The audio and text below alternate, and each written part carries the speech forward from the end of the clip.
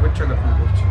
আজকে আপনারা যেমন জানেন প্রতি বছরের ন্যায় রায়গঞ্জের রাজপথে একটা রামনবমীর ভব্য র্যালির আয়োজন করা হয়, এবারও সেটা হয়েছে। তো এবার আমরা যেমনটাই আপনারা জানেন খুব প্রচণ্ড গরম পড়ছে, তার জন্য যে শ্রদ্ধালুরা মিছিলে পার্টিসিপেট করেছেন তাদের জন্য আমরা শরবতের গ্লুকোজের ব্যবস্থা করেছি, তাদেরকেই আমরা শরবত গ্লুকোজ প্রদান করে উৎসাহিত করি।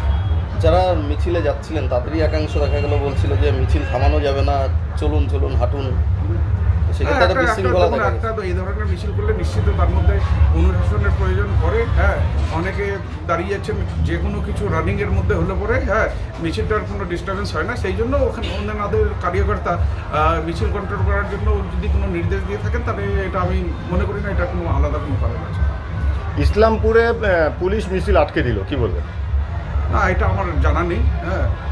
আমি আগে সঠিক তথ্য জানবো তারপর আপনাদের। রামনবমীতে বিভিন্ন জায়গায় বিভিন্ন চাপানোতর, বিভিন্ন জায়গায় কোথাও মিছিল আটকে দেওয়া হচ্ছে, সেখানে দাঁড়িয়ে আপনার এই যে পদক্ষেপ, এটাকে নিয়ে কী বলবেন? না, আমি দেখেছি আমাদের তৃণমূল কংগ্রেসের আমি আমার চোখে যতগুলো বিধায়কগণ পড়েছেন সবাই এই রামনবমীকে স্বাগত জানিয়েছে, সবাই কম বেশি পার্টিসিপেট করেছে। আমাদের অনেক বিধায়ক তারাও নবমীর র্যালিতে হেঁটেছে।